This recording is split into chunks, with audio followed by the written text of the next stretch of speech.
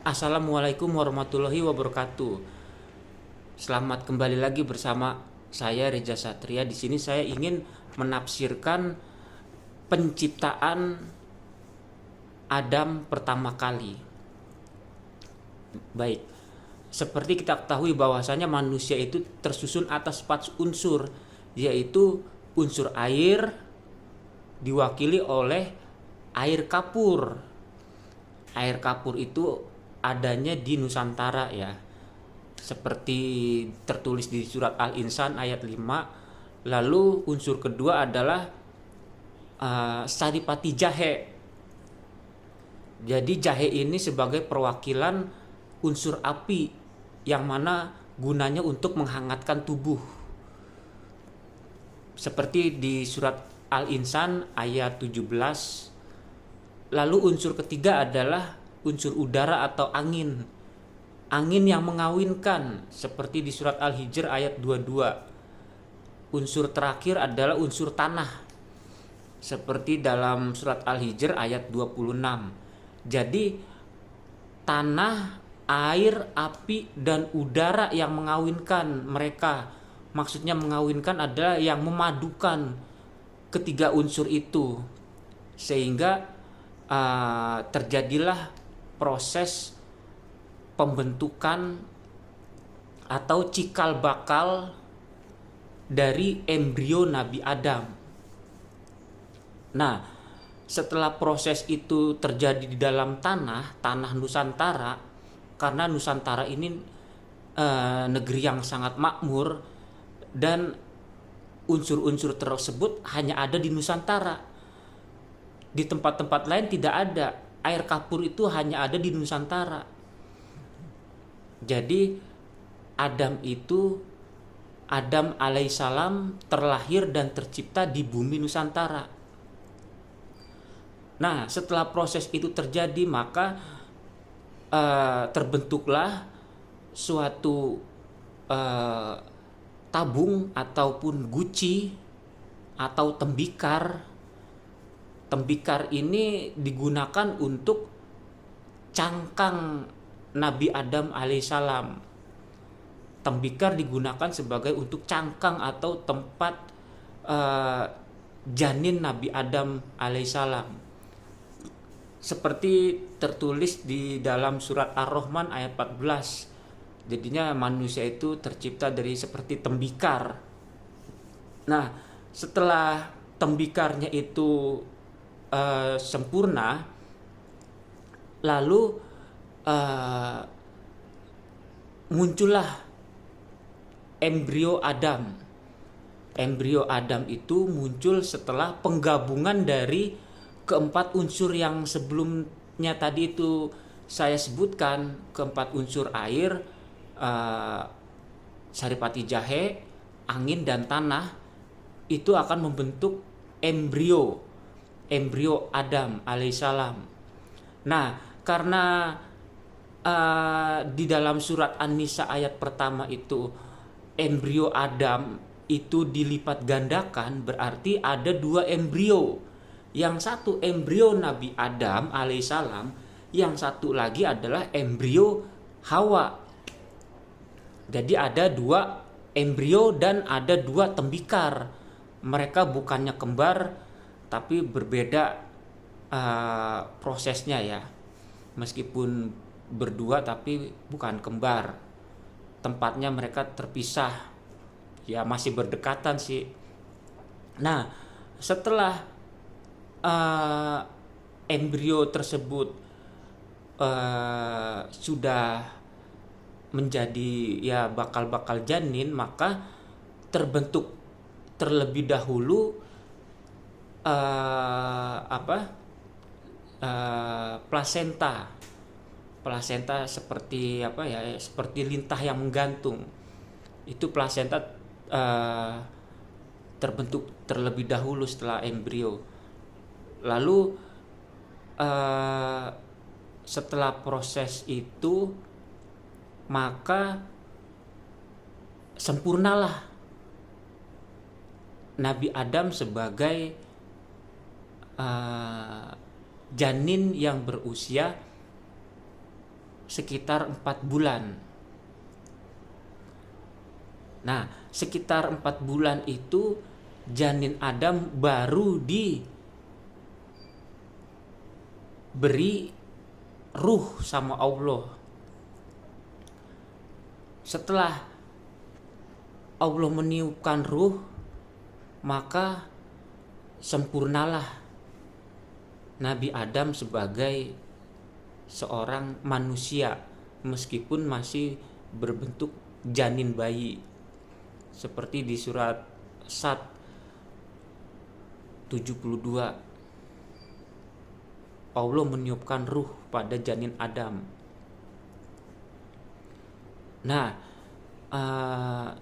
setelah itu baru nanti semakin lama kan semakin berproses, janin tersebut semakin membesar dan fungsi dan alat-alat tubuhnya juga sudah semakin sempurna. Seperti di surat Al-Mu'minun ayat 14, fungsi tubuh Adam sudah sempurna. Lalu Nabi Adam itu terlahir secara sempurna juga. Adapun proses kelahirannya ya seperti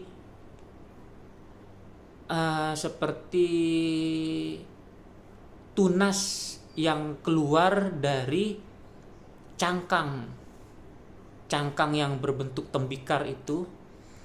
Jadinya Nabi Adam begitu keluar dari cangkang, lalu Nabi Adam sama-sama seperti kita juga, dia mengalami proses yang namanya menjadi bayi. Nah, adapun nanti bayinya Adam itu dipelihara sama manusia gua atau manusia purba yang ada di sekitaran tempat tersebut. Nah, setelah manusia purba itu merawat Adam, maka Adam nanti akan tumbuh dewasa. Nah, setelah Adam tumbuh dewasa, barulah Allah ingin menjadikan Adam sebagai makhluk pengganti dari makhluk sebelumnya.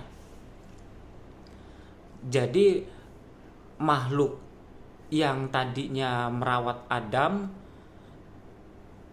makhluk tersebut dimusnahkan sama Allah. Begitu juga dengan hewan-hewan yang menyertai makhluk-makhluk tersebut dimusnahkan, karena Allah ingin menciptakan pengganti dari makhluk sebelumnya, yaitu Nabi Adam alaihissalam. Nah, setelah semuanya musnah, manusia purba musnah, manusia gua musnah, hewan-hewan yang ganas-ganas musnah, lalu Nabi Adam beserta Hawa menempati daerah yang namanya Jannah. Nah, Jannahnya Nabi Adam itu ada di bumi Nusantara. Karena Adam itu terlahir dari bumi Nusantara, dan Adam gak kemana-mana, ada di Nusantara aja, gak ke atas langit, gak ke surga awang-awang sana, enggak. Jadinya Nabi Adam itu ada di bumi Nusantara dan tidak pernah kemana-mana. Di situ dia tinggal di taman yang cukup indah, banyak pepohonan, banyak sumber mata air, banyak hewan ternak, dan banyak buah-buahan. Nah, setelah Adam beranjak dewasa, maka tibalah saatnya untuk Adam menerima pengajaran tentang pengenalan diri ataupun tentang suluk. Jadinya Adam itu belajar suluk. Suluk itu adalah seperti cara mengenal diri, atau boleh juga disebut jalan kesufian.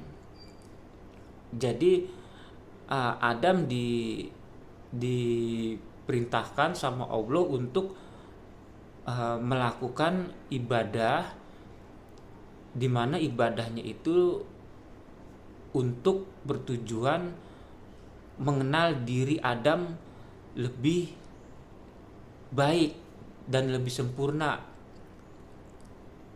Nah, dengan syarat Adam tidak boleh bersenggama untuk sementara waktu. Nah, tetapi karena Adam itu digoda sama iblis dan setan, ya, akhirnya iblis dan setan itu berhasil menaikkan syahwat Adam dan Hawa, sehingga Adam dan Hawa bercinta, atau Adam dan Hawa memakan buah larangan. Buah larangan itu adalah proses persenggamaan antara Adam dengan Hawa. Nah, setelah Adam melanggar perintah dari Allah, maka Adam ditegur sama Allah. Wahai Adam, kenapa engkau melanggar perintahku? Gitu. Lalu Adam akhirnya malu dan menutupi tubuhnya dengan dedaunan surga. Nah, setelah itu Adam mendapatkan hukuman dari Allah untuk segera berhijrah.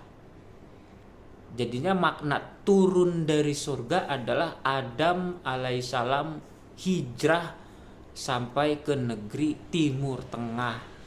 Adam alaihissalam beserta Hawa hijrah ke Timur Tengah dengan menaiki kendaraan burung Garuda yang besar. Nah, setelah Adam menaiki burung Garuda beserta istrinya ke Timur Tengah, maka setelah sampai di Timur Tengah, Adam baru merasa bahwasanya Timur Tengah itu negeri yang sangat tandus. Karena Adam diturunkan di kota Mekah, dipaksa hijrah ke kota Mekah. Itu sebagai hukuman untuk Adam. Adam turun dari surga adalah maknanya Adam hijrah dari Nusantara ke Mekah, di mana kota Mekah itu adalah kota yang sangat tandus, jarang sumber mata air, jarang pepohonan, jarang buah-buahan, dan jarang sumber buah-buahan. Jadi makna turun dari surga adalah turun kenikmatannya Adam, karena Adam harus bertobat di negeri Mekah, di negeri yang tandus. Akhirnya Adam bertobat di kota Mekah, sehingga nanti di kota Mekah tersebut akan menjadi sebuah tempat untuk beribadah umat Islam seluruh dunia di kota Mekah. Di kota Mekah itulah Nabi Adam bertobat bersama Siti Hawa kepada Allah. Akhirnya pertobatan mereka diterima sama Allah, dan